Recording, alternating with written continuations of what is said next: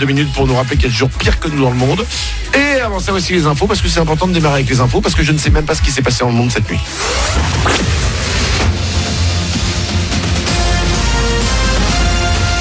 Toute l'actu sur Monaco Menton avec Frédéric Plat.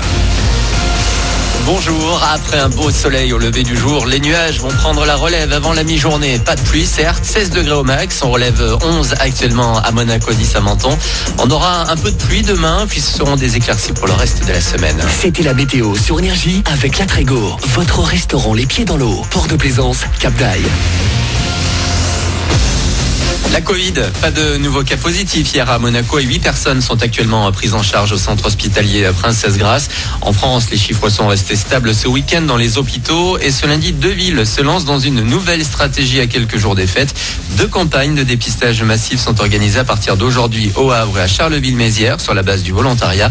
Le but, c'est donc de tester pour détecter les porteurs du virus, malades ou pas, et les isoler.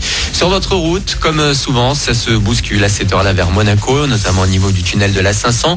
Demain et jusqu'à vendredi, des travaux d'entretien vont avoir lieu dans ce tunnel. Ils se dérouleront de nuit entre 21h et 5h du matin. La circulation sera de fait modifiée, le temps de nettoyer les chaussées et effectuer une remise en peinture de la signalisation au sol. Aux États-Unis, les grands électeurs devraient bien désigner Joe Biden comme président des États-Unis aujourd'hui.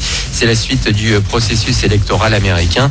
Ça veut aussi dire que Donald Trump a épuisé toutes ses voies de recours pour contester les résultats de la présidentielle américaine.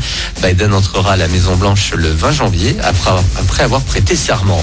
Le foot avec la grosse performance de Lyon hier vainqueur au Parc des Princes 1-0 face au PSG.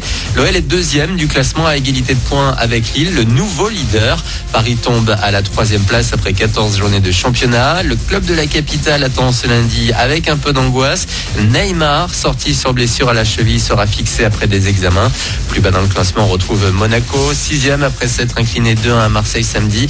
Nice a également perdu 0-1 face à Rennes hier. Les Aiglons sont 12e. Le tirage au sort des 8e de finale de la Ligue des Champions a lieu aujourd'hui à midi. En Formule 1, fin de calvaire pour Charles Leclerc. La dernière course du championnat était hier à Abu Dhabi. Le Monégasque a passé la ligne d'arrivée 13e. Il était parti 12e, puis s'est même retrouvé un temps 19e après un ravitaillement. Au classement des pilotes cette saison, il est 8e. Toujours évidemment Lewis Hamilton en tête du championnat. Mais hier, c'est Max Verstappen qui était le plus rapide sur ce circuit.